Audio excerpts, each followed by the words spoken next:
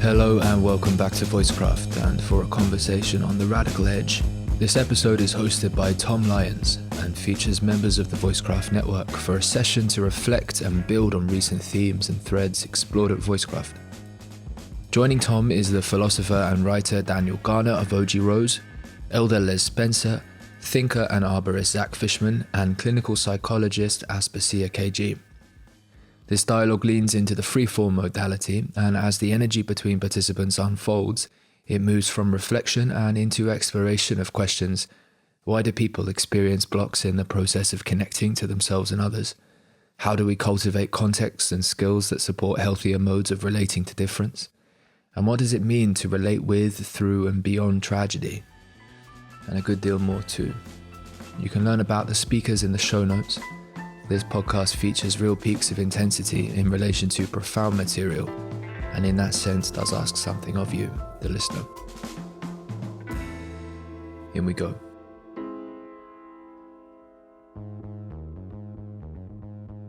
The idea of this session is basically for us to reflect on any of the Voicecraft content that's been released over the last kind of 3 to 6 months. And we can go further back than that, but just like anything that's still alive for you, anything you've found of value, any contention, just an open space for like active reflection, but probably more of a focus on the content than on the Voicecraft context. But we'll invite that in as well. Cool. Thank you, Tom. Nice. Well, I'm doing good. I'm excited for this conversation. I've been thinking a lot. I've recently watched the Jamie Wheel podcast that Tim did, which I really enjoyed. I really like that a lot. And I've been thinking about it. Excited to reflect on that. And I've been thinking too a lot about the Matthias DeStefano podcast that we did. And I went through the other day and read the comments on that, which is always a dangerous thing. You know what I mean? And there's a lot of, there's a lot of negativity that I certainly brought into the conversation, and just to speak for myself, I'm speaking for myself here, but there was a lot of negativity in that conversation, which to me that's not negativity is not a dirty word, no. And while I stand by everything I said, I have been reflecting on it and like the what would you say, the effects of that, and I want to be responsible to this group, and to see because I don't think that Tim, maybe I don't know, I was gonna say all this once we started, but I don't think that Tim's intention with that session was necessarily to be like, let's all get together and shit on Matthias and Aubrey, and that's kind of where I took it, and so I just want to be responsible to the group and see like how that landed with you guys, if that's something you want to talk about. If not, I don't need to make the whole session about me, but I do want to be open to being responsible to the negativity that I brought into the conversation. So that's my like initial kind of like feelings coming in. Cool. Yeah, I won't say anything to that now because that would be a good thing to unpack in real time. And we'll definitely invite those more personal threads as well. I think those are often the most interesting. So yeah, Les, have you seen any of the Voicecraft podcasts or YouTube videos over the last few months? Yes, I have. Cool. And been fascinated because I'm at the moment having a Zoom once a week with a chappie from Nairobi. And he articulates a particular theme that has been popping up all the time in the last few Voicecraft. I forget the exact term of it, but you might be able to identify this. This is a meta process in connecting and relating with people that are preoccupied with protecting. So how do you move from protecting to connecting and relating, where people have got functional value in negativity, to get back to you, Zach, because I have been linking the last third of my PhD in 2000 and finished in 2004, late in life, was linking into people up in the war zone in the Philippines. I'll make this brief now. Lukai in Kenya has just articulated the meta process that I've used in relating with him, so that he is in turn networking.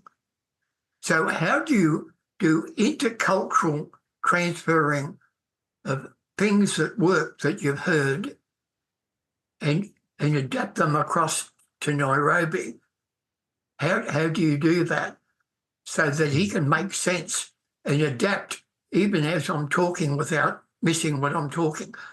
And Voicecraft has been talking about the meta process that I use that I'm not particularly aware of. Anyway, that's a little bit about me. Wow. Yeah. Okay. I'll definitely hit record now because that was amazing. And maybe we'll include that in as well, if you're okay with that, because that feels like a great jumping off point. Yeah. So just to bring back like the context of this conversation, Tim's asked us if we can spend some time reflecting on the recent content on the Voicecraft podcast. And so I thought, I've had a lot of thoughts around this, and just earlier today, I kind of sat down. Oh, here's a man. I've sat down and I was just sort of seeing what threads came back through just from memory, because I often find those are the most relevant things, the things that kind of stick around. Hey, Daniel. Welcome. I'm just introducing our context, so you're right on time. Wonderful. I'm sorry to be late. It's Valentine's Day here in the States, and we had a little family dinner and different day. Unless, Mr. Spencer, it's a delight to meet you, sir. My goodness, I enjoyed your talk with Tim Adlin. It's the delight. So good to be here, everyone. Thank you, Daniel. Good to have you, Daniel. Yeah, so I'll share a few reflections around that at more of a high level, and then I'm basically just going to open it up, and we can either run with some of that or just literally bring in whatever's been alive for us around these sort of last 6 months with Voicecraft content. But I thought before I do that, I sort of noticed coming in here and over the last day, been getting like a really strong feeling of togetherness from this space and the broader space, speaking about the liminal web, speaking about integral metamodernism, and even like adjacent and broader than that, there is like this real sense of like a lot of time and energy coming purely out of the void, like because of pure value. There's very little incentive externally. And so there's just like a real critical mass of passion forming. And I feel like just to start this by presencing that value and just the gratitude that I know we all share for that, even if it is often implicit and unconscious, it's like, wow, this is a big wave and we're all riding it. And it's pretty damn beautiful and radical. And that's sort of, we're just one little outcrop here today on that big wave. And maybe just momentarily presencing Tim's conversation with Jamie, I really appreciate the groundedness of that, the severity of that. But at the same time, I find it hard to be fully swept up in the sort of doom status of the world while in the flow of these conversations and these relationships. And this, I think what you said, Les, around like moving from protecting to relating and that kind of meta process, feels like these conversations are the flow that embodies that meta process and opens us up. So I feel like there's these massive questions that these spaces are grappling with around like what are the stories that we're going to live by over the coming decades, and then what are the practices that will enact and embody the principles contained in those stories, and then what kinds of structures are going to emerge on different scales, local, national, global.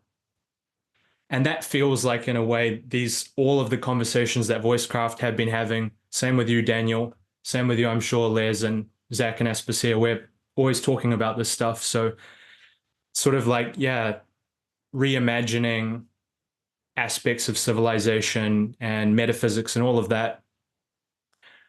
And then with that, when you're exploring those questions comes the question of value, because like practices, stories, it's all about value ultimately. And with value necessarily comes power. So that if you're going to grapple with value, you have to grapple with power. And it seems like we're transitioning somewhat out of a system that has used money as the language of value, as Matt Siegel put it recently, into more of attention as the language of value. And that's sort of like people like Bard pointing at that. And so there's these questions, and then there's these like very core metaphysical essences and domains. And it seems like one thing we've been exploring is the kinds of archetypal roles that come out in these times of change when these things are in question, both the generative and benevolent forms of these roles, but also the ways they pathologize. And this is sort of why we're questioning people like Matthias and Aubrey as they're stepping into these archetypal roles of the sage and the guru and the messiah, all these different forms. And then there's also these like bigger collective intelligences like metamodernism and integral that seem to be trying to go more meta and to act as this translating capacity on top of the process that's more unconsciously relating to stories and practices and structures, to try to mediate that more with more consciousness, I think, is one way of talking about that. So where that all leads me first is just to the question around communication itself, because that feels like one of the like really central parts of that process, and how language factors into that and how difference factors into that. And communication, not just explicitly with symbols, but also implicitly with the energetics of our tone and our bodies and all of that. So yeah, that's sort of drawing some of it together for me. And I'll just leave it open now. We can sit for a bit. And as soon as someone feels called to launch in either on that topic or in a completely different direction, we'll go for it. So yeah, thank you all for being here.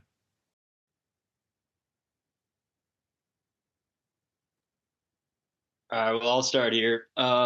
In terms of communication and difference, like I've been thinking a lot about the difference between globalism and pluralism, right? Whereas it seems to me that the fundamental insight behind globalism is that boundaries create conflict, kind of inevitably, right? If you're going to have boundaries, if you're going to have membranes with real differences between those differences, when they come into contact with each other, will create conflict inevitably. And I think the globalist move is to say, therefore, we should dissolve all of the boundaries and forget our differences and all just become one big organism swimming in one big globalist womb that would manifest if only we could put aside our differences and just focus on the places where we are united, right? Whereas I think that the pluralist point of view is to say, yes, boundaries create conflict, but they are also necessary for collective action. We can't act like I think the pluralists will just point to the impossibility of the globalist dream, and say that rather than trying to avoid conflict through dissolving boundaries, rather we should try to elevate conflict into a battle which does not ultimately lead to physical violence, right? That rather than fighting the conflict out through guns and tanks and atomic arms, that we fight it out through words and through art and through community and gardening and so many other things, right? That there are arenas in which we can play out the conflict in an elevated fashion so that it doesn't devolve into physical violence. And I find myself squarely on one side of that argument. Like I reject the globalist position kind of just entirely. but I guess the globalist position becomes redeemed in that, like, in order to make pluralism work, there does have to be a global context in which all of those different membranes can hash out their conflict, right? But I think the difference is that the pluralist conflict, or the pluralist context, must be one which deeply embraces conflict, right? So I think a pluralist society will be a very, like, antagonistic place, and must be, or else the difference, then the conflict created by the difference, just gets repressed into the subconscious and then explodes in unforeseen ways. And so how does that all relate to what we've been going through here? Well, maybe I'll just leave it there. Maybe I'll just leave it there for now, and just as some opening remarks, and pass it on. So yeah, happy to be here. Up in the top end of Australia. Oh, by the way, Aspasia, whereabouts in the world are you? I'm in Sydney. Oh, good. I and Daniel, whereabouts in the world do you hang out? I hang out on a farm in central Virginia, so in the United States of America on the East Coast. Wow. Okay, good. Thank you. And up in the top end of Australia, for hundreds of years, there was the Australian Aboriginal Indigenous group called name escapes me. I keep on thinking of Indigenous group up in northern Japan, but that's not what happens when you get a few years on your belt. The Yolngu. Now, the Yolngu have growing in the seas a sea slug called Besh demur, and the East Timorese sea gypsies and the seagoing traders from the Malaccas loved the beach demur. Now, the Yolngu, when they would see these people that were very, very different to them coming across the horizon, they didn't have within them the notion of the necessity distortion. They did not have, here comes fucking conflict. What they sensed was, here comes difference. And I am tuning into my chest, and I am beginning to be a different Yolngu. And they say, can you feel it? Can you feel it? We are becoming different because difference is coming towards us. And they've all got this chanting as they row, and they're superb in going across the oceans. So the arrival of difference was a time to recognise difference in myself, and recognising that the notion of conflict was not part of their reality at all. And there was a time for sharing and for the celebration of your difference making me different for a time. And how can I learn from this? And what is the positive advantages of difference? So this puts a completely different spin on the potentialities and their reality altered by the arrival of difference, with no hint of the inevitability of conflict. And yet the Yolngu knew the concept of Ganma and Galtha. Now, I'm not sure which is which, but one is the notion of the ebb and flow of the tide, because they lived in estuaries. And they drew upon that as a metaphor from nature to effect. There was a time for me to tell her what it is, and then I can withdraw. Ebb and flow. And that was the way in which they engaged with these people with Ganma. Now, the Galtha is that they could weave together. They'd been influenced by the weaving of the Malacca people, who were beautiful in weaving things, and that would bring down things to trade. Now, the Yolngu people could make white thread, red thread, a lot of different shades of brown, a very bright red, and a black thread. and this is East Timorese that I've got round my neck. And the different threads didn't all become brown. The Browns were not interested in converting people to their way. What they were together is weave together difference to make extraordinary patterns. The patterns in the middle. I didn't know why I was putting this on, but that was Ganma and Geltha. So they would celebrate difference, and the word cleaver was not used in conflict, but it's one of these words like ravel. Ravel means unravel. And to ravel something means to pull it apart and put it together. The meat cleaver is one of those words. You can pick up a meat cleaver and you could say, with gestures, pricking holy water with the meat cleaver, you can cleaver one to one unto one another. I look a bit like a Greek Orthodox. I cleaver unto one another for the rest of your life. So that which can put asunder can bring together. I love that. Are you still going, Liz? Can I jump in for a minute? Yeah, I think the silence. I'll just check it out. I think I've got nothing more to say. You sure? I'm happy to wait.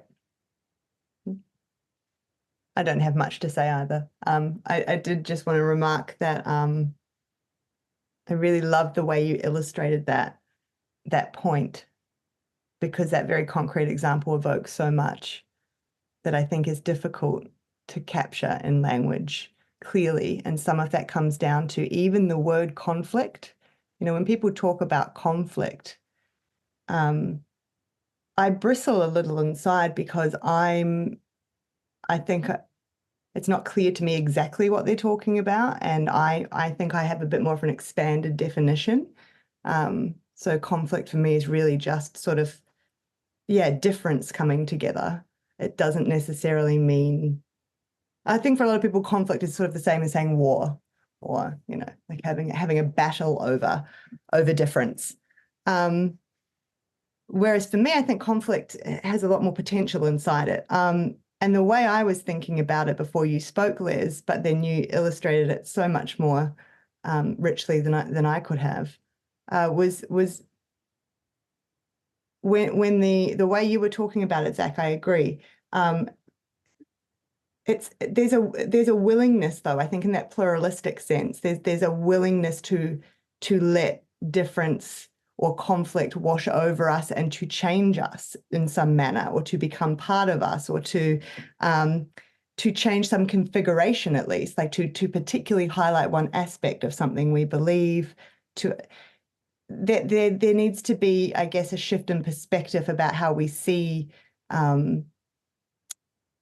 certainty, I guess, and then the role of difference and different perspectives and different opinions, and a willingness to allow that to continue to move us and shape us in some manner.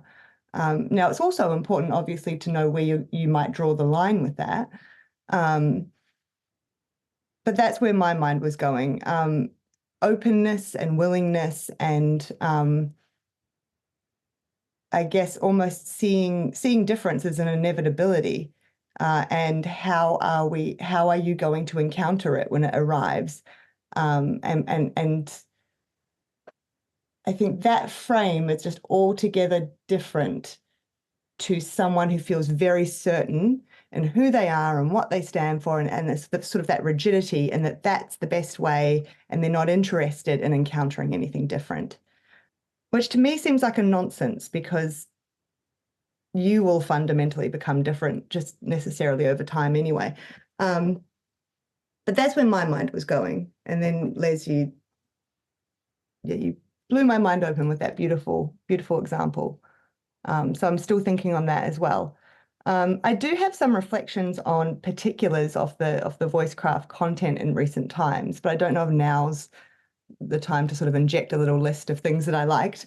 I might just leave the space open to see if that goes anywhere first, but feel free to direct to me, Tom, if you want to hear that at some point.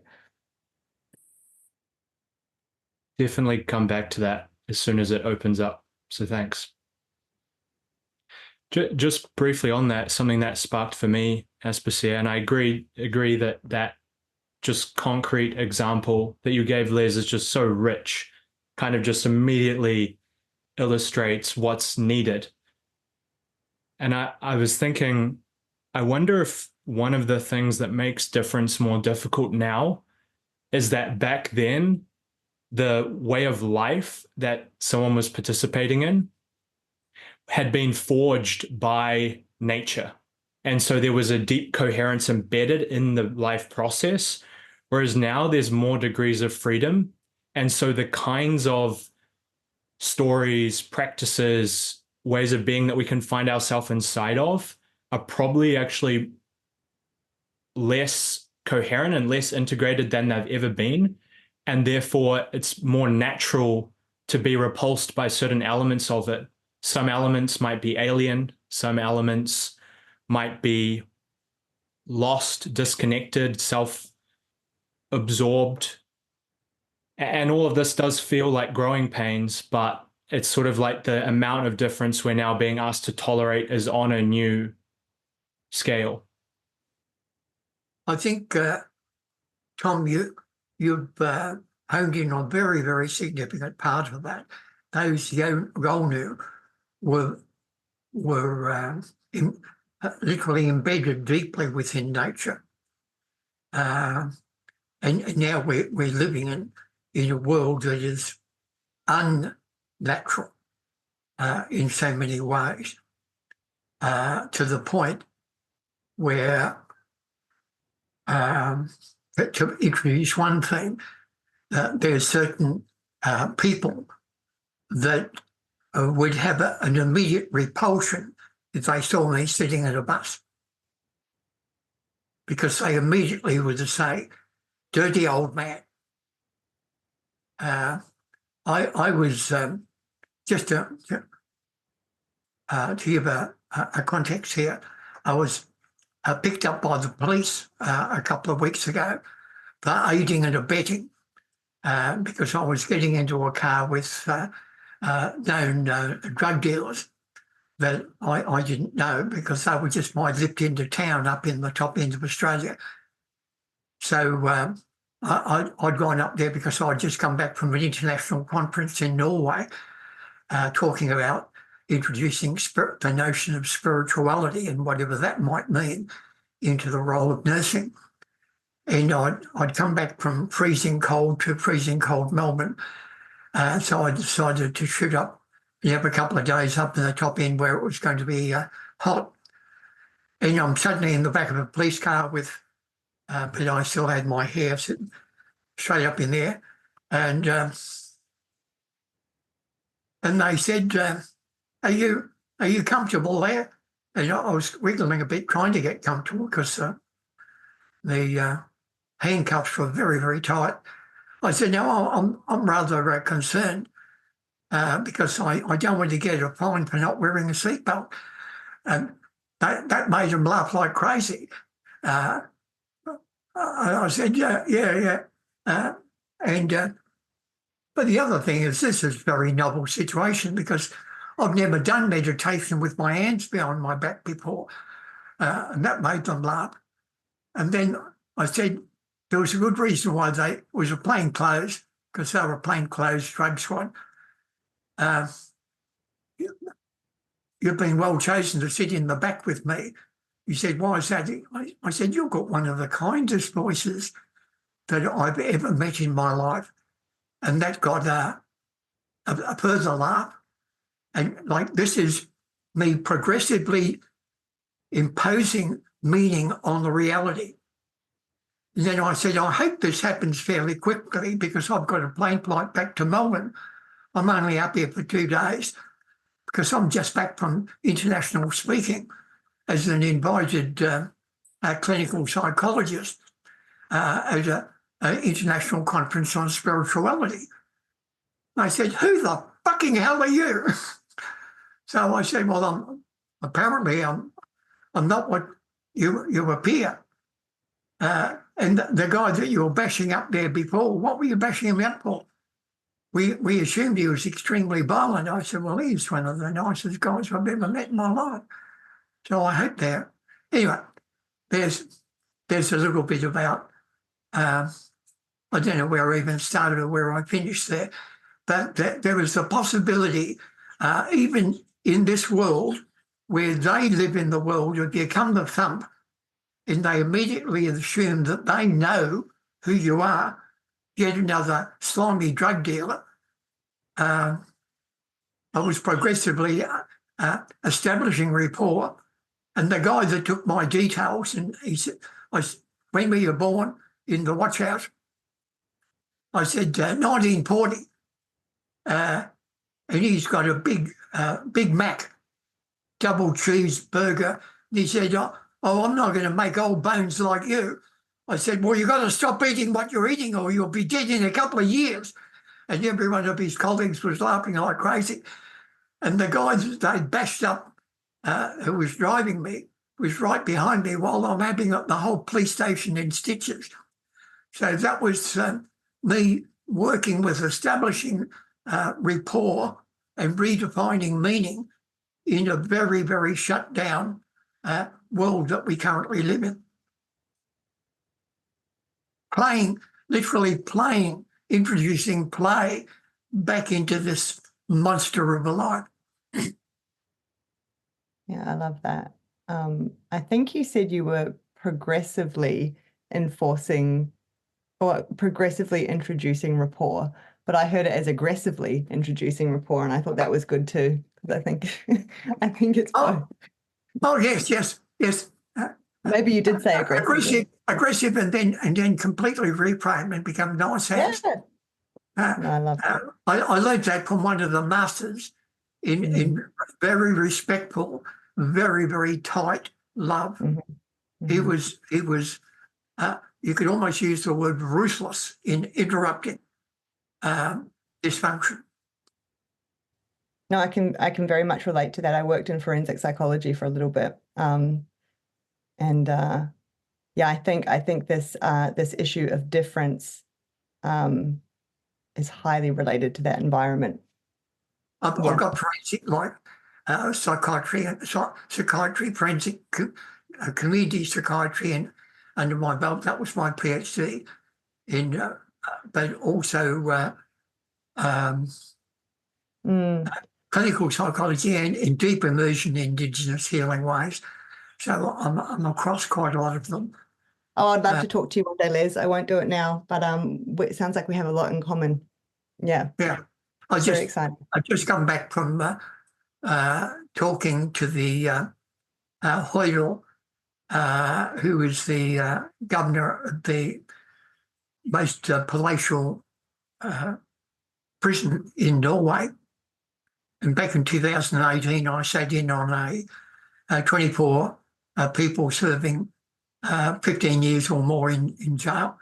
18 of them were serving life, so they were very interesting, serious dudes. And my opening comment to them, there wasn't a dry eye in the group. So, and then a little bit later, the jail heavy slapped me in the ribs, said, "Shut up, you've talked enough. My turn. Who wants this guy to come and work here?" And 24 hands went up. So I said, "Oh, thanks for telling me. I like your style. I know where I am with you." Aggressive rapport again. Aggressive rapport. Yeah. Well, just for notion on that, I found out who the jail heavy was and sat on the seat on his left-hand side. That turned him into my potential right-hand man in the group. And I was sitting like Merlin sat on the left-hand side of King Arthur in the story. I was sitting on his heart side, and he was sitting on my liver side as my external source of energy. So anyway, that's a bit of subtlety in working with the moment. Yeah, I'm really appreciating the layers in that. Like one, this necessity to be able to see through appearances, especially in the world that we're in now, where appearances are louder than ever, more sort of in your face than ever. And then also I hear in those stories, Les, you demonstrating the skill of communicating from underneath the appearances in a way that speaks to the part of people that already understands those layers of meaning, and where the real sort of trust, love, and meaning is found and consolidated. Well, that's real insightful. Yeah. Because these people often don't know they know at deeper levels. Yeah, right. And yet their unconscious head nods to me, their unconscious communication, say to me, yeah, I know what you're on about, mate, but I haven't told the bugger yet. He's a slow fucking learner. Because these guys will use the vernacular. Sorry about the language. No, it adds a good flavor. I'm actually in that. Maybe we can dip into the Matthias episode, because I feel like what you just spoke to is in a way what he's doing to some degree. And I don't know how consciously he's doing that, and how much he sort of takes his language at face value versus seeing it as a kind of translation of meaning and symbolism. But like that ability to speak to the deeper and more unconscious parts of people feels like something he's very good at. And then the question becomes like, what's the intention driving that? And where is that coming from? And how consciously is someone like him doing it? So yeah, but also I'm sure there's other things in that episode that we can revisit. Some things you mentioned, Zach, and I'd love to hear from you as well, Daniel, when you're ready to come in as well. Well, it is a delight to be here with you wonderful people, and Les Spencer, it's a thrill. I recall in your episode with Mr. Adlin, where you talked about the episode with the individual stabbing the corner of the room. And then you said, basically stab the wife, stab the lover, and it's like, oh my gosh, and make them see what they're actually doing. And it was interesting because, like, when you were talking right there, there's kind of this sense of there's an energy that is misdirected that needs to be released. There's some sort of energy that is manifesting in this way of stabbing the corner of the room, because it's not actually seeing what it is that you're thinking about doing. And when you see it, you're like, oh my gosh, I need to control this energy, right? And there's a way in which, to me, a lot of what you see online in the liminal web is there's this energy that's being directed, but it doesn't know yet how to be released, I almost want to say. If I'm using that, because a lot of what you were just saying there, Aspasia and Mr. Spencer, there's a sense in which there are these kind of, I've called them meta skills. I'm now thinking energy skills, maybe framing skills. There are certain skills that you're talking about where you're able to direct the energy, to direct people out of a certain framing of the situation where they see it anew using laughter. There's a certain skill set here. Maybe I'll call them energy skills for now. To Mr. Highroot's point, and to Tom's point as well, when you have shared givens, whether they be nature, whether they be Christianity, whether they be the same geography and history, and for most of history, people have generally had the same givens. Well, the amount of energy skills you needed when you had shared givens was a lot less, even when you encountered difference, because the difference was contained in the radicalness of the givens. Yes, you as a Christian may encounter a Methodist, but you're a Baptist, and there's difference. But because there's more commonality, and we go to the same stores, and we have the same general metaphysics, I may not have any energy skills at all, but there's enough commonality here where the likelihood of the difference turning into conflict is a lot less, just because of the shared intelligibility. As you move toward globalization, then the more and more people are interacting with one another who don't have shared givens. So the need for energy skills skyrockets, and we don't teach them, and we have no idea what they are. And to Mr. Fishman's point, the idea of globalization being what we needed, you could associate with Francis Fukuyama's End of History, right? Where you'll have the market, we've overcome communism, market logic, the logic of exchange, as Marx talks about, will be the kind of the shared language, the shared givens, according to which we'll overcome the problems of pluralism. Well, that kind of worked, but you see, the problem is it works by doing what? What does it do? It takes difference and tries to, as you were saying, Zach, flatten it, right? Well, what is this? Repression, taking the energy, shrinking it into the equal sign, the dollar sign, right? Which now we have to be careful to demonize that because, you know, the ability of me to talk with difference in terms of commerce creates a common language. But the problem becomes if that's the only language by which I'm able to interact with difference. Now we have a compression. And what happens when we have the compression? We have an energy now that's not able to fully be its full self in difference. And it doesn't have the energy skills by which to be released. And it manifests in all this stuff going on. And I think there's a sense on the liminal web that there's some sort of energy, if you will, to kind of keep with that language, that's not able to be released. But of course, it's still in its repression going to manifest. And so it manifests where difference is conflict. So in order, because what Les was saying that was so beautiful on the idea of when does difference become an invitation for beauty? When people have the ability to handle difference, right? Well, for most of history, givens made that easier. We now don't have givens. We have less givens, or even if you're religious, you have a question mark to your religion, right? Because first principles, death of God, et cetera, so forth, right? So in order for difference then to not be an experience of anxiety that leads to conflict, you would need the energy skills by which to know how to work the energy or to work with the framing or to work with the difference. But those are skills we don't teach. Those are not skills we know that we have. And I think what you see, what I would say on the liminal web, there's this understanding that we need a new story, right? You know, a new kind of metaphysics, meaning crisis, and different things. I don't disagree at all, but I will say this, and I've spoken with Zach about it. What Les was describing is very interesting, but because it is a kind of skill, it's a kind of meta skill, it's a kind of non-facticity material skill, but notice that it is much more specific than a broad worldview. This is the middle space I think we're missing in a way in the conversation that people understand. There's like, okay, hard pragmatism isn't enough, but we also need skills. We do need metaphysics, but then a really broad metaphysics about maybe Whitehead is valuable. Obviously, I'm in that business. I have nothing against it. But even if we have that, that's not necessarily the same as having the energy skill. Or I've talked with Zach about metamodern action. Action and pragmatism can be different. And I think there's a sensing out that something is missing. And people are like, we need to figure what that is. So you have some people over there saying, well, we need to start talking about economics and politics. And the people are like, no, that's going to be the reductionist to the logic of market. We don't want to do that. Well, we need to talk about value. But what if value becomes money? So there's something where the energy is looking for. And in my opinion, it has a lot to do what it's looking for is the skills that could release it. But those are these kind of energy skills that exist in this new kind of toolbox of thinking.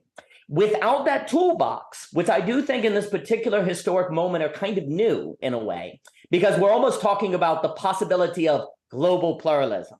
Well, that's kind of a contradiction based on the original terms, right? Well, the only way that a contradiction can be a sustainable paradox that actually is creative in the way that Les was talking, Mr. Spencer, is through a certain skill. Because the scarf you're wearing, which is so beautiful, requires weaving, a skill, a patience, a time.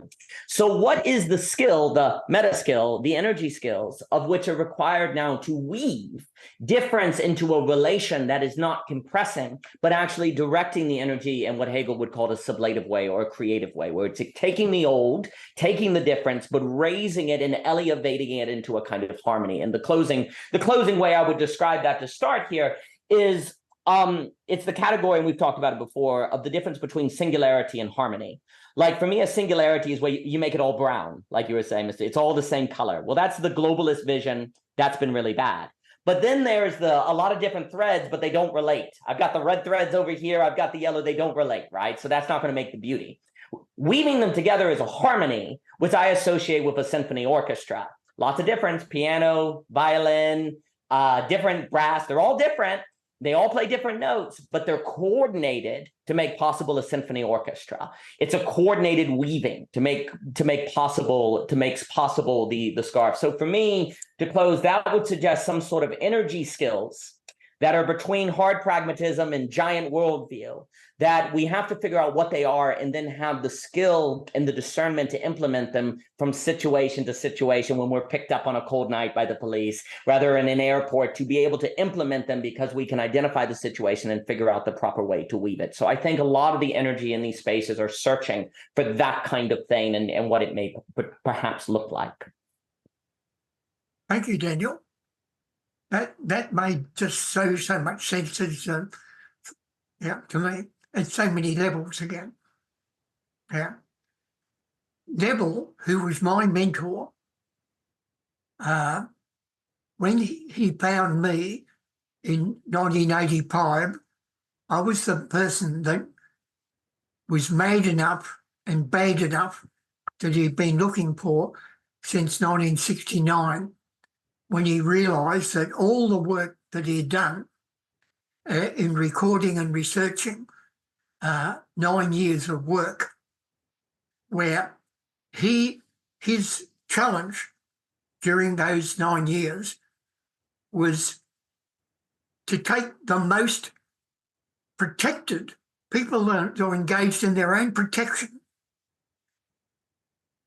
and putting them together so that they could connect and relate. So he'd gone to the back wards of psychiatric hospitals and to the Long Bay Jail, the most dangerous jail at the time in Australia, where they wouldn't give him a day of parole.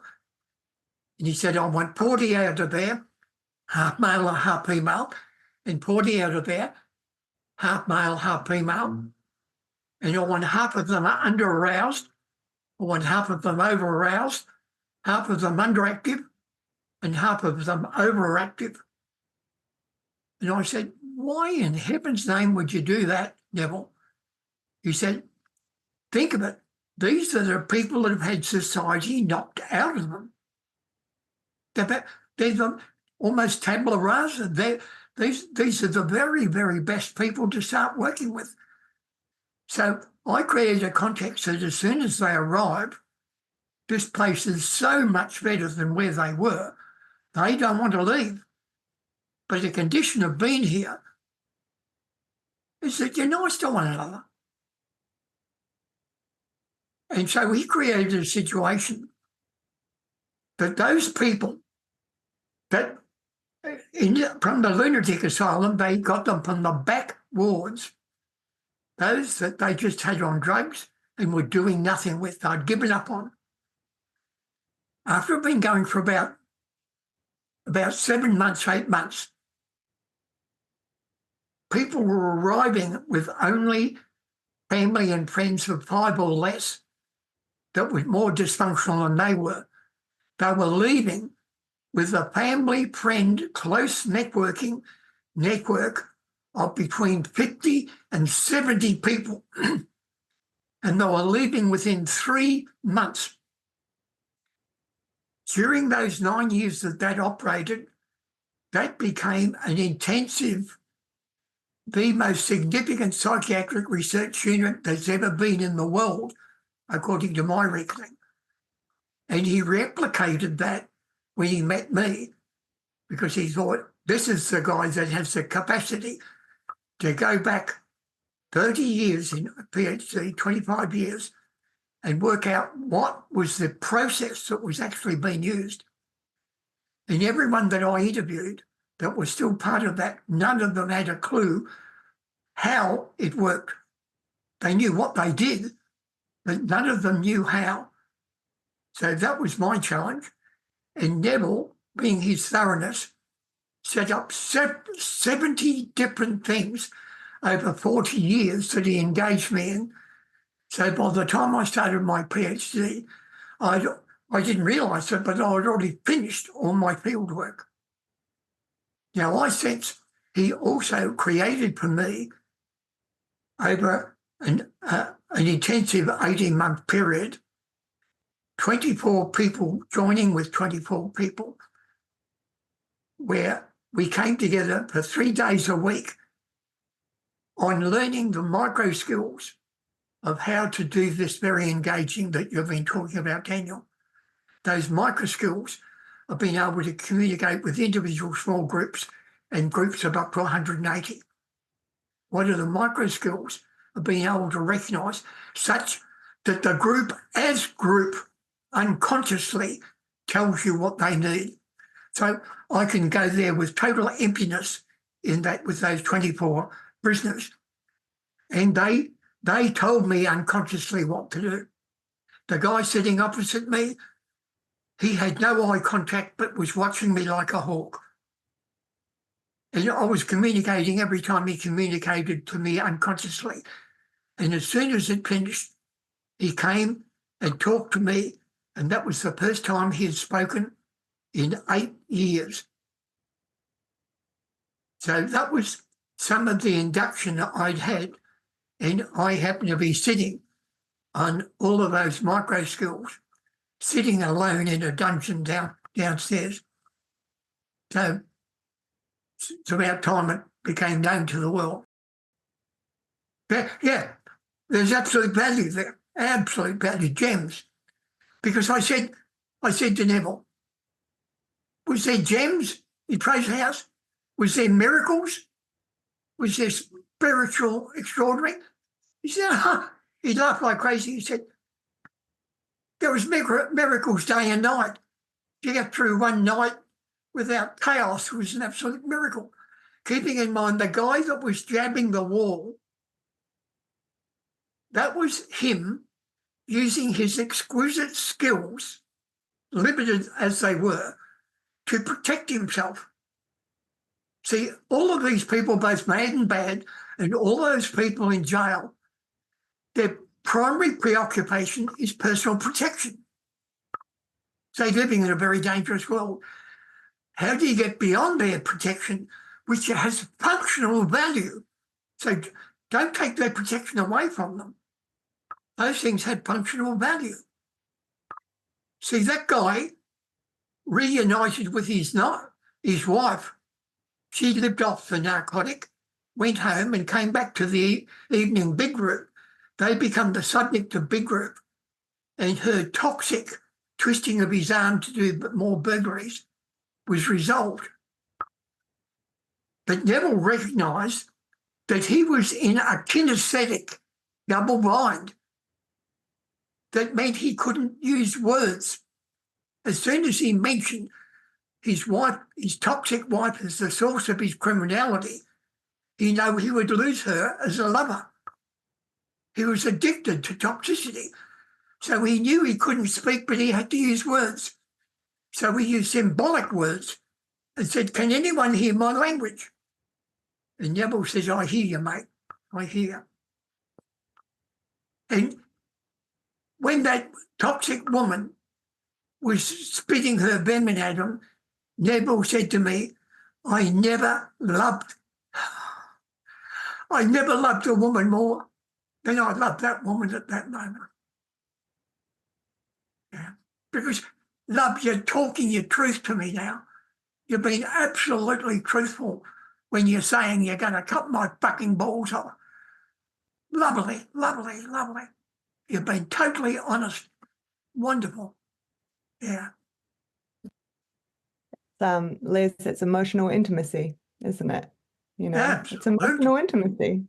Yeah. Yeah, absolutely. An honest emotional expression requires a deep vulnerability on their part as well. Oh, absolutely. And on Neville. Neville used to knock himself round to glory be. He had pretty good survival skills in pulling himself back together again.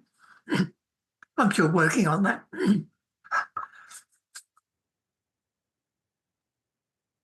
I'd love to hear you riff on that more, Aspasia, around these energy skills, because I feel that's very much your wheelhouse, both in your profession, but also just in who you are. And I think, Les, what was really coming through for me there is, one, just how complex and layered communication really is.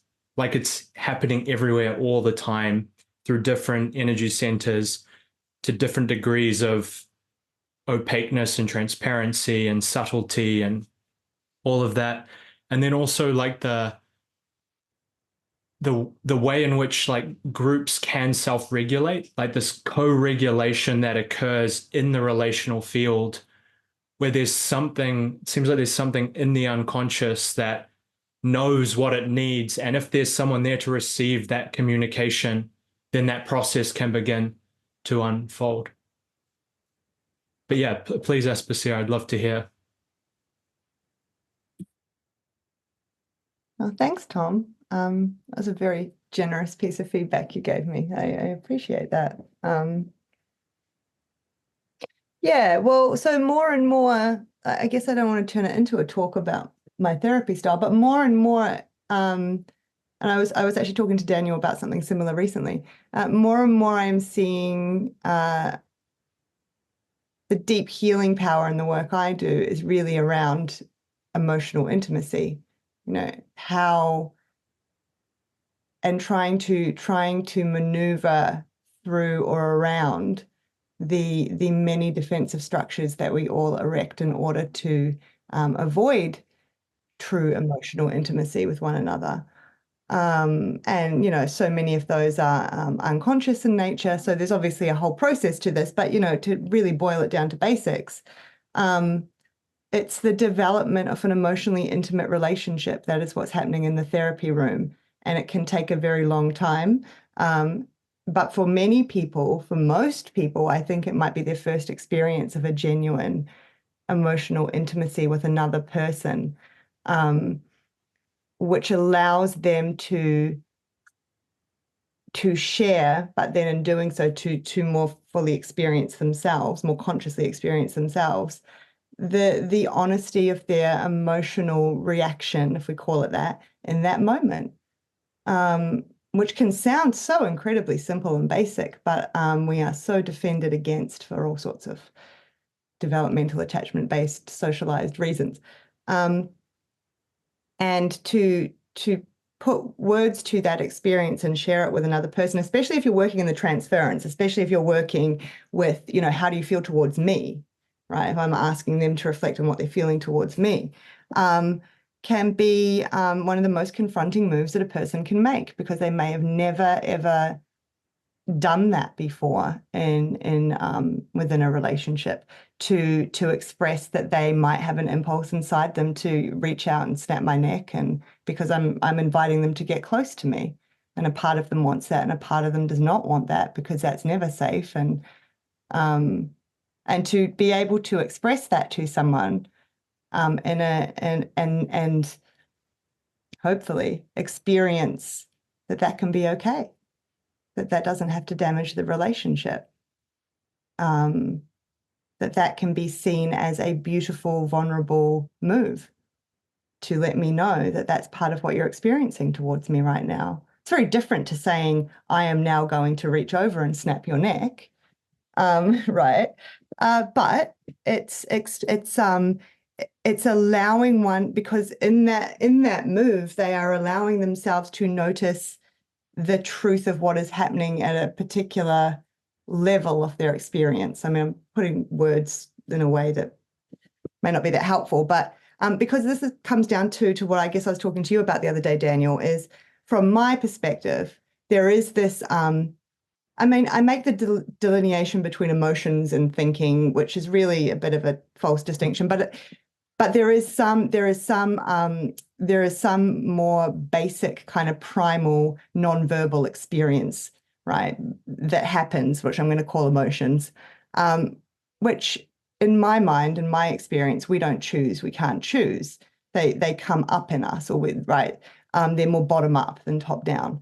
And so because we cannot choose them, it can be an incredibly vulnerable move to be as honest as possible in sharing what we notice about them to another person, because people confuse that with what that means about you as a person, right? Whereas if we don't really have choice and they're just sort of coming up, it's very different to talking about action. It's just talking about a feeling state and an impulse, an action impulse that comes with that, which is what an emotion is, comes with an action impulse. And to really allow oneself to notice that inside and to share it towards the other person can be incredibly anxiety provoking. they might not even realize it's there. It takes a lot of work to help them realize it's there. But this is what I mean by emotional intimacy. Really, how close, when I'm in that chair, it's how close will this person let me get to them, right? And can we work out a way where we might be able to get closer, as long as the other person, though you have to set the conditions, as long as the other person signs up to that, understanding that they think that that's going to be useful and reduce their suffering, right? They have to understand those links. But in doing so, Tom, I've just, the reduction in anxiety, just unnecessary anxiety in people's life when they are just in relationship with another person, and all this anxiety that washes over them and they don't know why, and all they're aware of is that they feel anxious all the time. So much of that just dissipates once people can get down to the brass tacks of their emotional experience in relationship with another person. And they might not like what they see. They might be confronted by parts of the emotional experience they find. But there is something liberating about being able to do that and to share it with another person, hopefully in a therapeutic context where there's that corrective emotional experience. They come to see, I can have this. It doesn't have to destroy a relationship. It might actually facilitate my sense of connectedness, actually. I now might feel more connected as a result, more seen, and all the sort of wordless stuff that comes with that in terms of the wonder and in doing so, often in the therapy room and making that move, they can come to see, wow, all my anxiety's gone away, like in that moment. Right. I can notice these feelings towards you, but all that anxious energy's gone now. And it's much clearer. And then you have much clearer access to the emotional component. And then you have because the anxiety's gone, or the depression or whatever, or the hyper-rational defense mechanisms or whatever it is that's interfering, right? Because all that's gone, you have clearer access to some different, like the way I think about it is different pots of information with which you might now decide what you're going to do with your actions. What am I going to do now in terms of this relationship or responding to this person? It's clearer. People feel much clearer. And then the question is, because people often come into therapy with the question of, what am I supposed to do in these situations? Here's some situations I have with people and I never know what to do. And I go round and round in my head. But once we do this kind of work, they don't need help to know what to do in situations anymore, because all the cloudy, fuzzy, defensive stuff is gone. And then they themselves are now able to, they don't need help. It's clearer to them what they're going to do. It's actually what they're really saying, I think, is help me clear away all this noise so that I can really understand what is happening inside me. And once I do that, I might not know it yet, but once I do that, I have the power already inside me to make a decision about how I might act here. These are all generalities. There's obviously different kinds of presentations, but overall, that is what I mean when I talk about emotional intimacy. It's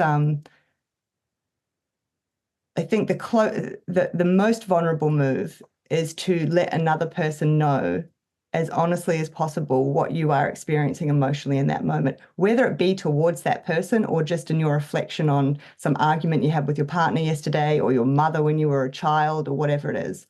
They usually all connect together anyway, but it sounds so simple and so ridiculous and reductive, but it's actually one of the most difficult things, I think, for us to do in our current day, probably ever, I don't know, because of all sorts of social reasons, but it's very, very hard to do. And so that's what I mean by emotional intimacy. And to actually bring that back to Voicecraft, I think that's part of what is so beautiful about this context is I think the space matters, like allowing each other so much space to just sort of play with a thought, to sit in silence, that's all normal and part of the process, that we might have a loose structure of where we want to go, but it's okay if we don't. Something else might happen. And at least my experience, I might guess it's been yours as well, is that through doing that, I feel much more connected to all of you, right? I feel that feels much more emotionally intimate than a situation where we're going to be very hyper rational and who can beat who with their logic. And yeah, So I could go on for hours, Tom. Does that help to illuminate some of Yeah, what you were that was looking for? wonderful Okay. and very Cool. clear. And I feel like it just really holds up what Daniel was pointing at as the energetic skill in a sense. And just to kind of riff on that briefly and more from an intuitive place, but just appreciating like that journey where we have this kind of social order that we get conditioned inside of, and then bad things happen to us that aren't meant to be part of that social order. And then we're immediately trapped inside of that because we have no way of expressing it because we're almost certain it's going to be rejected. But the moment that we choose to shut down and protect against that is the moment where we start actually becoming dissociated from the whole and from society. And so in that processing, as you were saying, just like cleaning it all up, and I think that's why they call shadow work cleaning up, we can then allow that more like natural, coming back to this idea of the way nature has its own coherence, to flow back through us and couple us to each other and to the environment. So like the energetic skill and the process of healing is just massive, and maybe another thing to explore at some point, or maybe someone wants to pick it up now, but is just all the ways that that healing process can pathologize and be weaponized. Because it feels like what we're prescribing is like mass healing. And by we, I mean like everyone who's kind of taking what needs to happen with the world seriously. But then there's also the like utmost delicacy, integrity, sensitivity required in order to engage in that process. And that, yeah, like it feels like what we are protecting against still is like when someone stands up and claims to have a healing process, how do we know that they actually do and that they're not just seeking to create something that serves themselves or to create little versions of themselves, or, you know, all these different ways that pathologizes. So, and I'd love to hear from you, Zach, as well. Be good to pull your voice back in. And I'm noticing we're getting closer to our landing point. So say Can I what, just yeah, go where you want, Zach, and then one we thing can really start quickly? coming back around. Yeah, Go can for I it, just Aspasia. throw in one comment Yeah. there about something you were saying about the how can you tell if someone's really healed versus they're saying, wow, everything's so much better now, you know, for compliance sake. You know, that happens all the time in therapy. You can see the person come in and they're incredibly anxious and they spend the whole session trying to convince you that they're much better now and they don't need you anymore, because what they're really trying to say is this is horrific and I don't want to do it anymore. Like, but they think they need to convince me that they're allowed to go, right? Anyway, so one note I will make on that, and again, generalities, right? It's very hard for me to talk about therapy because truly to do it well, it's always completely different because every person's completely different. So this is like just very high level. There is something that happens when this process goes particularly well, in my estimation, that it's like they call it characterological change as opposed to symptom relief. Like it just opens a person up. There is this momentum that gets unleashed. There is that, and this person now is sort of like just self-navigate, like they're able to self-navigate in a way they couldn't before. And it's just, I don't know, it opens them up, and you do see this sort of rapid shift there is a rapid shift in their presentation, their ability to drive the session, the way they turn up, and it's, but also just it frees up, they start to action things, they start to live. I mean, that can look all different ways depending on the person, but they just start to confidently action things and live and start to just things that they always thought there were so many barriers in the way, I could never do that. They're just naturally doing that now. There is a quality to seeing someone open up in a manner with this sort of momentum that in my mind is very different. In my mind is what I would suggest goes hand in hand with when someone says, I feel better, I feel like this has worked, whatever that means for them. There is a change that I can see as well in a person, and it is to do with an opening up and an agency, like just taking agency of their life, and a freeing up and a momentum shift, and relationally they're different. They're no longer in this very subservient position to you. or up trying to be up here. It's just there's a real relationship. You feel the real relationship.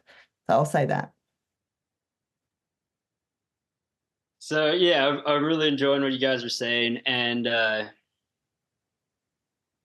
it seems like, yeah, it does seem like what you're describing is in keeping with what I meant at the beginning with elevating conflict. That this kind, like I'm reflecting on this weaving metaphor that Les made, and the tendency of, I forget the name of the tribe you mentioned, but Yolnu. Sorry, Yolnu. Yanu. Yolnu. Yeah. Yalnu.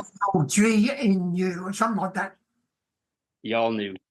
The tendency of the Yalnu tribe to view difference as an opportunity to change, rather than as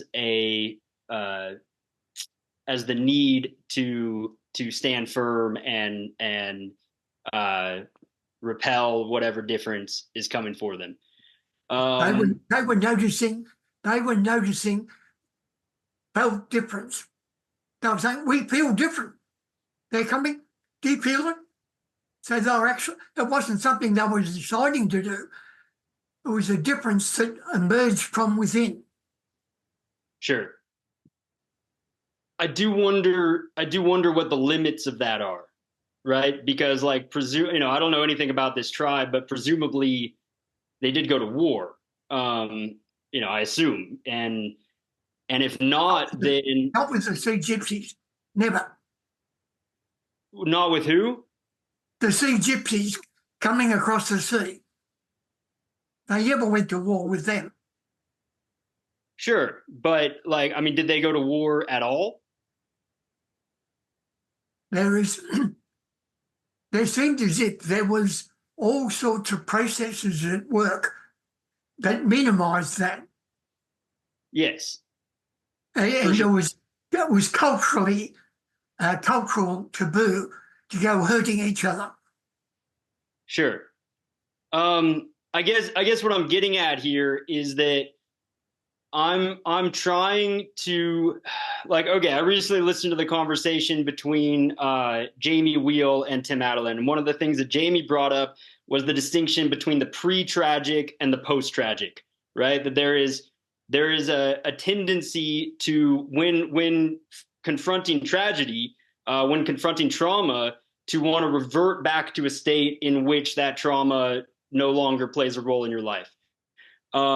Rather than the post-tragic, which is to say, okay, yes, everything has fallen apart. Like, yes, we're in the shit.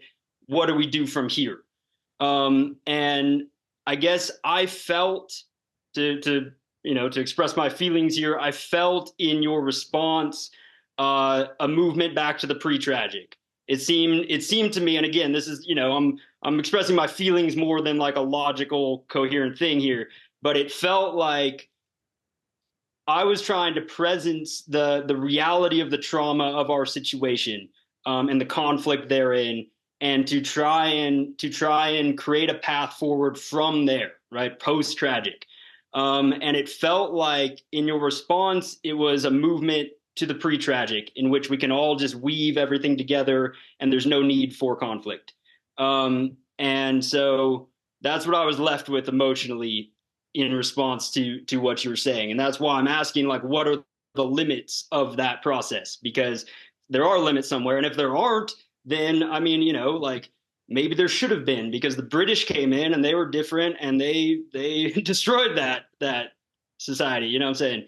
And so, like, that's what I'm interested in, is like, what do we do when we reach the limits of the process which can weave difference together? Because your garment that you're wearing is red and yellow and black, but like, what if I'm a green thread, right? Like, it doesn't fit into that garment. And so now what? Now we have two garments. And if those garments are coming into any kind of economic context, or any kind of political context, or even just a shared geographic space, those two garments are going to be competing. And so that, to me, that represents the like, I recognize what you're saying, and I believe in it. And yes, we should do everything we can to weave difference together where possible. But what do we do when that's not possible is the question that I'm most interested in. And so I don't know if that makes sense. I don't know, that's what I have to say.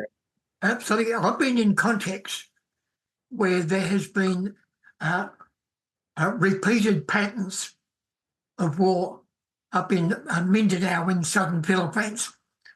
So I was going into a context where the next tragedy was just around the corner because the Muslim separatists, the Moro, were out in the swamps.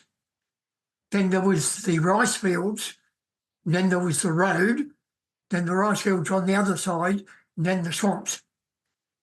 Now, in that context, if you go in, I can send a photograph from the air and you can see where all the heavy bomb craters are in the rice fields. Now, I went there in between the war, but I went there under military with 16 guys with AK-47s pointing out either side in front of us. And I was there and they were just waiting for the next time for it to break out. I met with the Moro, I met with the imams, I met with, my contribution there was to introduce the notion of the energy communication that Tom was talking about, and these micro skills, that there is processes of engaging post-tragic. I had an example where I was getting prepared to do jail work, and I was learning to work through the yards where the prisoners were. So I was going to see the social worker, and I walked through and there was this little bird cage that they let you from one yard through a narrow entrance into like a bird aviary. They lock the door behind you and they open the door on the other side. As I'm walking behind, these two guys hide me from view from the guy in the watch house. He puts his elbow, the guy that was hidden, into my heart in the most vicious fashion. Hurt like crazy. I stepped so that I could be seen.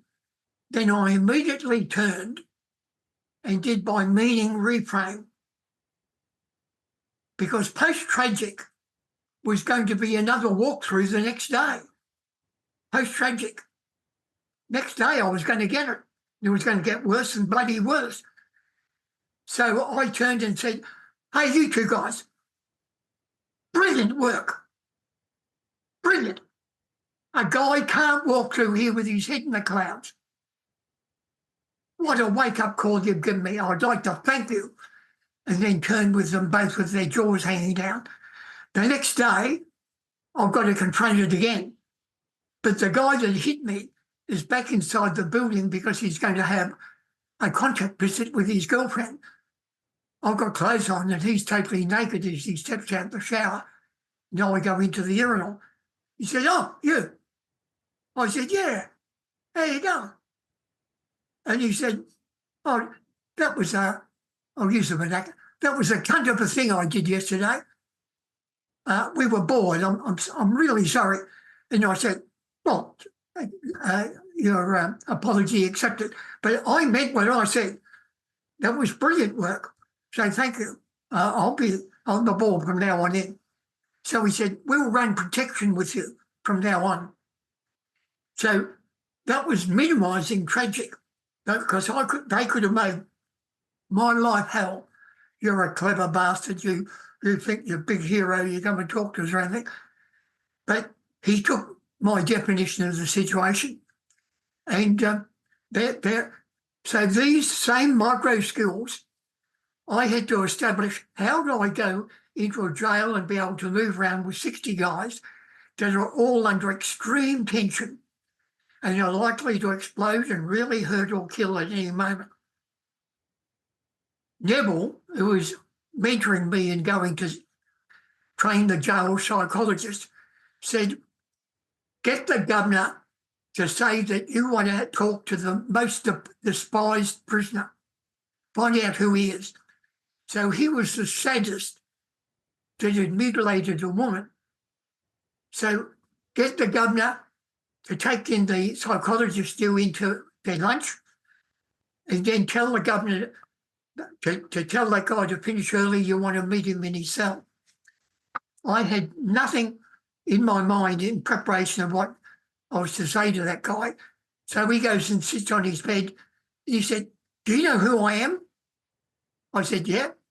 I can't tell you what I said because it's just too absolutely over the top offensive in the extreme. But I said, I believe you're the best ex in Australia.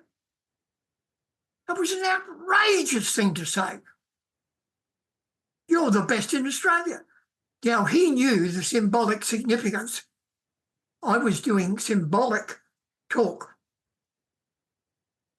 And he said, he completely, immediately, I didn't ask his permission to have emotional intimacy.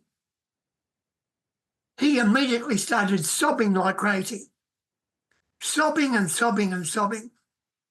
And when he composed himself, which was after about 4 or 5 minutes, he said, that is the nicest thing that anyone has ever said to me in my life.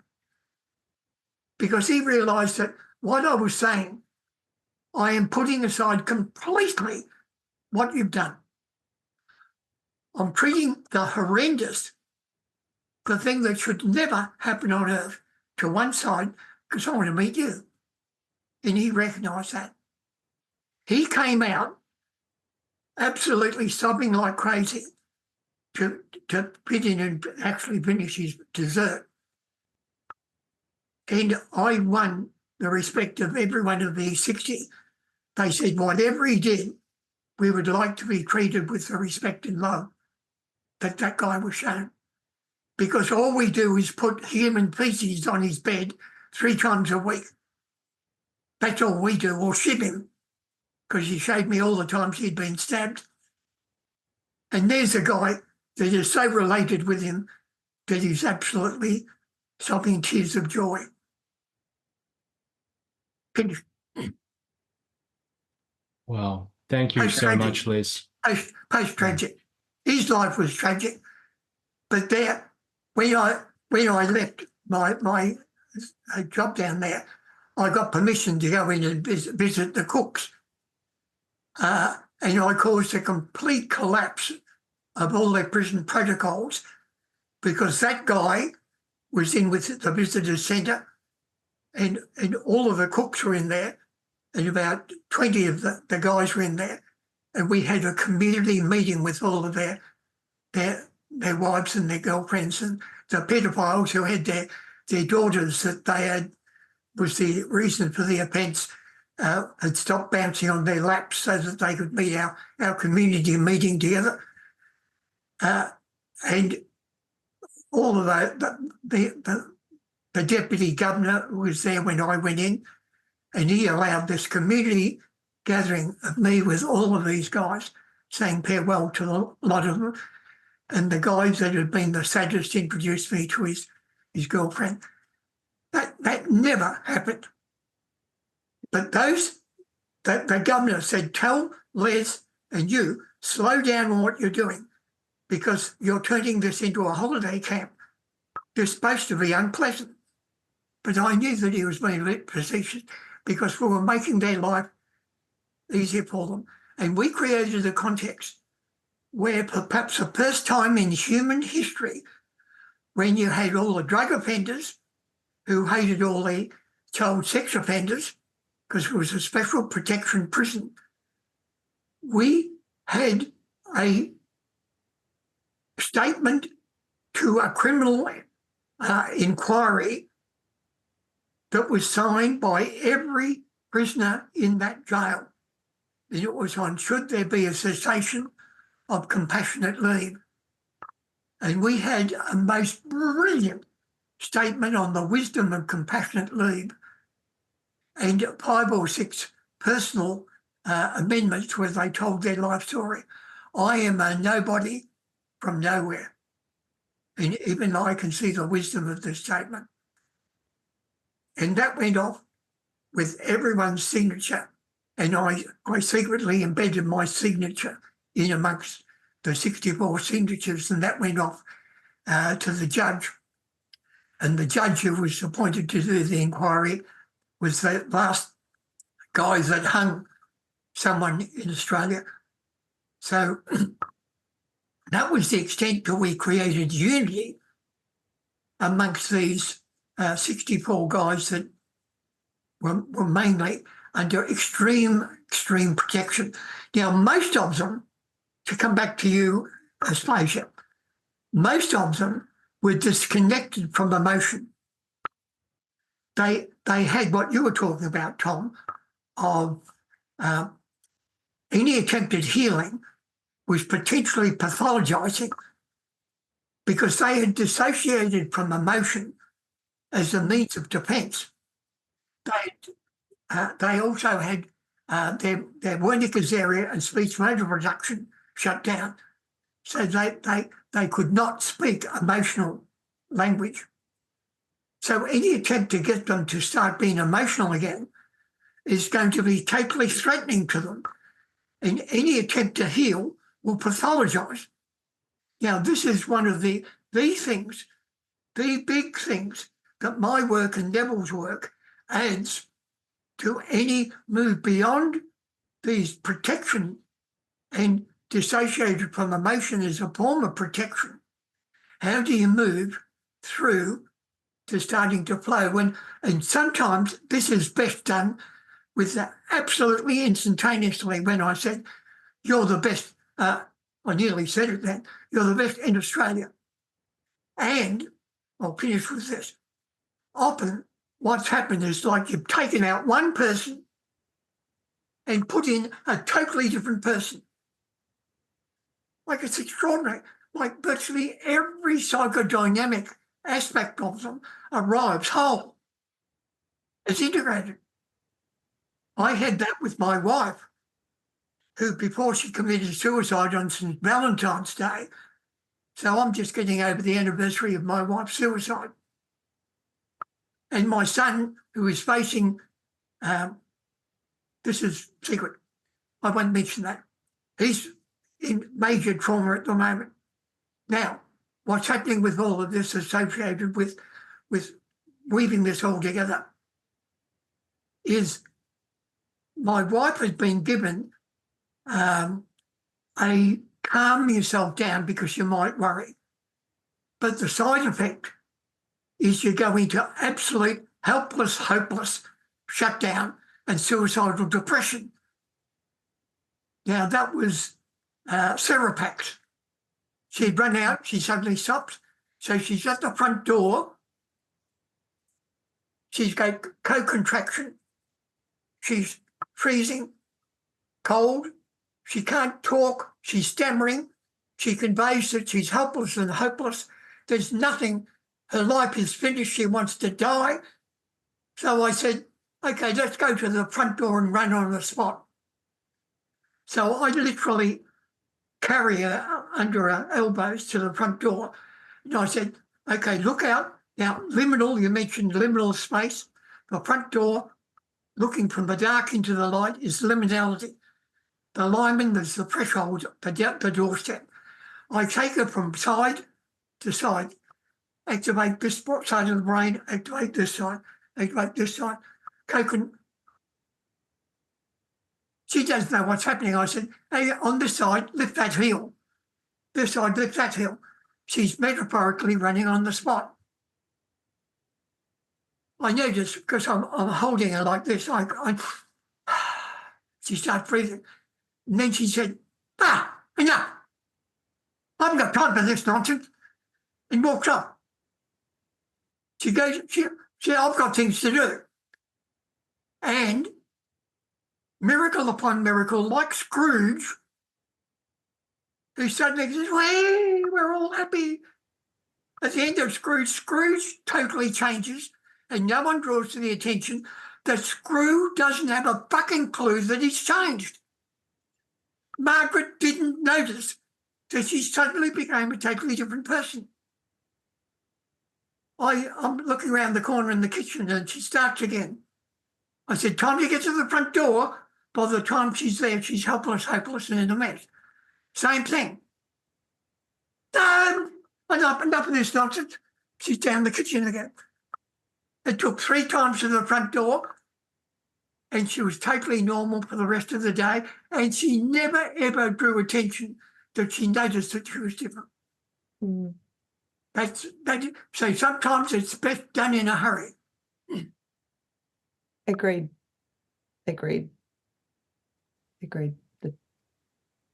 Yeah, and not to reduce all of that, Liz, because there's just so much richness in the stories that you just expressed. But I'm really hearing this way in which we can cut through, and that often this process is something that can't be done explicitly or directly, which is maybe why it demands such a high skillfulness from people, but that there is a layer of truth or coherence that can be penetrated to and can, in a sense, reboot the system. And that, like, for me, in terms of just trying to understand how to relate to the world, how to relate to the people around me, this feels like extremely fertile soil. So thank you so much for everything you've shared today. It's been very profound for me, and I'm sure I speak for everyone in saying that. And I'm just seeing the time, so I think it would be good to land here. It'd be good to hear from you, Daniel, at least once more before we do close off the recording. But yeah, if anyone has any thoughts after Daniel speaks, then we'll land after that. But yeah, thank you guys. It's been exceptional. I've enjoyed it immensely, and I've enjoyed hearing everyone. To speak very generally, in my opinion, a lot of what Aspasia was talking about, Les Spencer, that was being brought to attention are the skills that are necessary for the possibility of substantive democracy. They are the skills that are necessary for the possibility of global pluralism. We attempted a global order, skipping these skills using the markets and neoliberalism following Francis Fukuyama, and it did not work. It does work in some ways, but it doesn't deal with everything.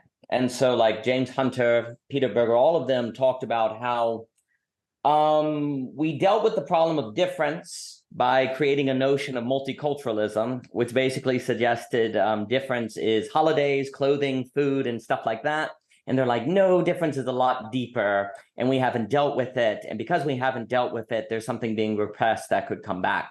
The skills that are being discussed, like when we look at how Tocqueville talks about democracy, we've talked about this before, democracy is not merely voting system. It's the ability to talk about first principles, ideas, emotions, and all of these different things. And there's a difference between the democracy of what Karatani calls Iona and the democracy of Athens. The democracy of Athens becomes basically the majority rules. We have a voting process and the majority rules, where the democracy of Iona is the exchange of differences and emotional processing that is able to talk about difference without exploding into conflict. Where we only have the ability to do democracy as Athens, then it's majority rule. And we always have to remember that for the Greeks, democracy is actually a slur term. It means demos, that it's controlled by, it's a kind of tyranny. And what has happened is because we're not able to do substantive democracy, which would require these micro skills or these energy skills of these different ways, then we're only able to do democracy as majority rules, which means whoever runs the White House runs the country. Their worldview is then put upon everyone else. There is a repression, there's an uprising, conflict, right? So you have to be able to do the democracy of an Iona, but that requires different skills that we haven't thought of.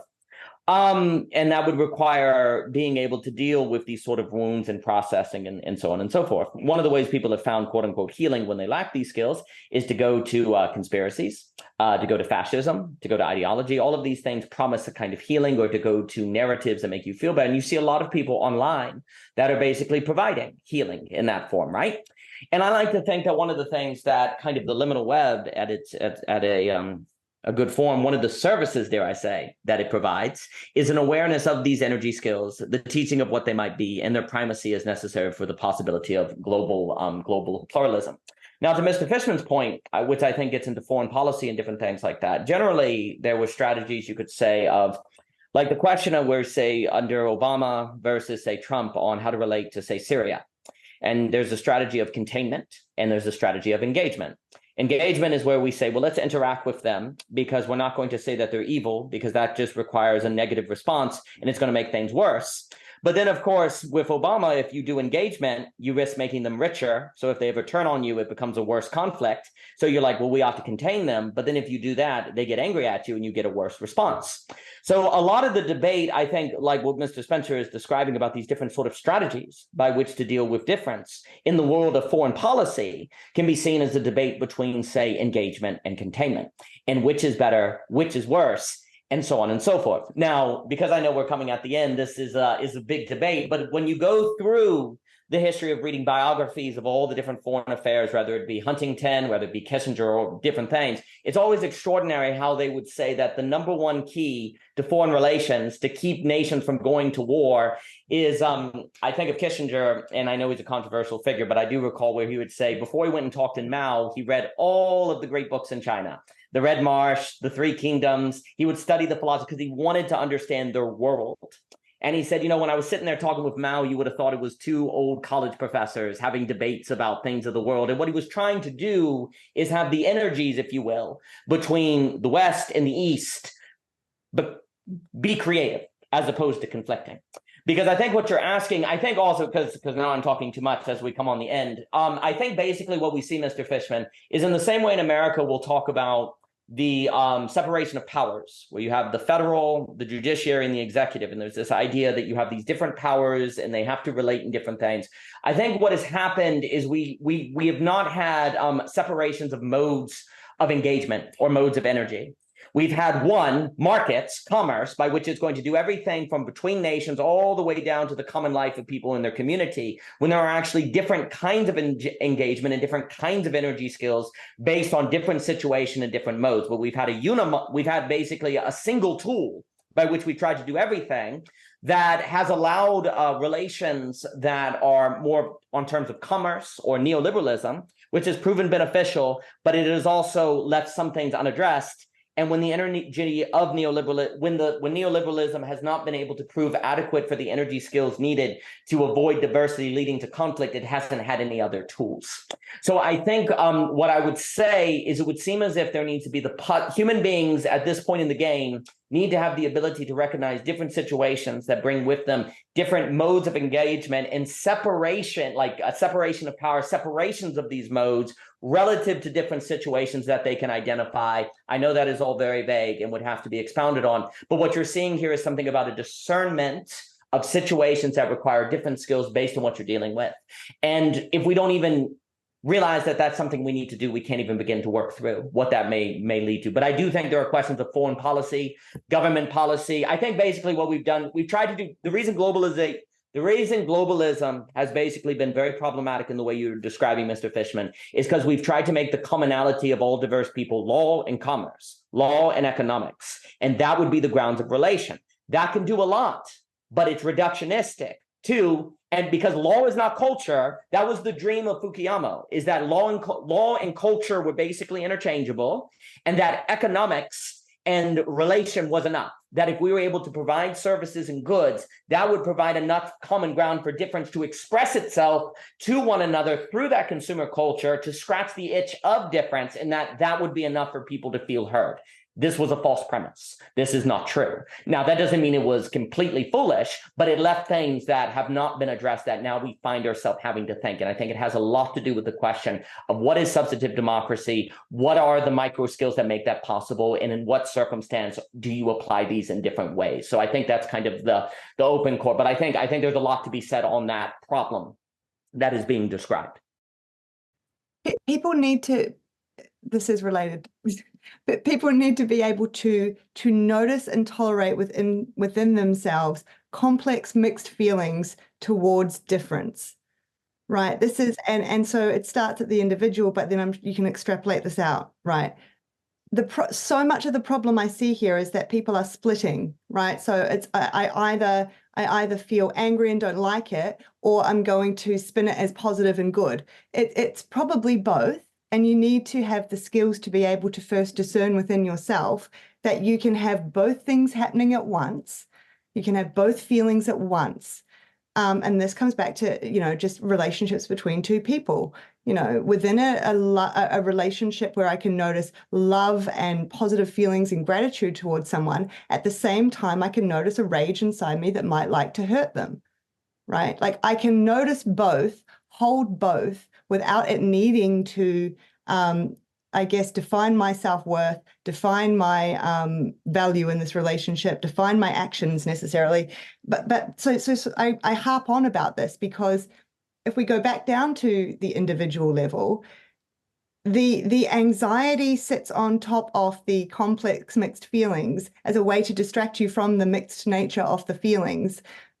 It's a mask, right? And so your ability to notice and tolerate complex mixed feelings relates to how much additional anxiety you then experience when it gets brought to your attention. So if there is difference coming at you, your ability to look inside and notice the part of you that's okay with it or might like it, and the part of you that absolutely abhors it, like your ability to do that matters, because otherwise you'll just notice anxiety, or you'll notice a whole lot of defensive structures that come online that are regressive in nature that make you split. And now I only notice that I really like it, or I only notice that it enrages me, and it has to be one or the other. And this is part of that narrowing, flattening process.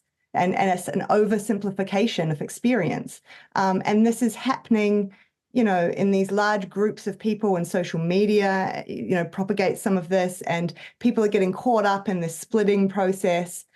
It's complex. When you are presented with difference, there will be a complex internal emotional reaction to that as an individual. And then obviously, as a whatever, as a group, as a nation, whatever, however you want to look at it.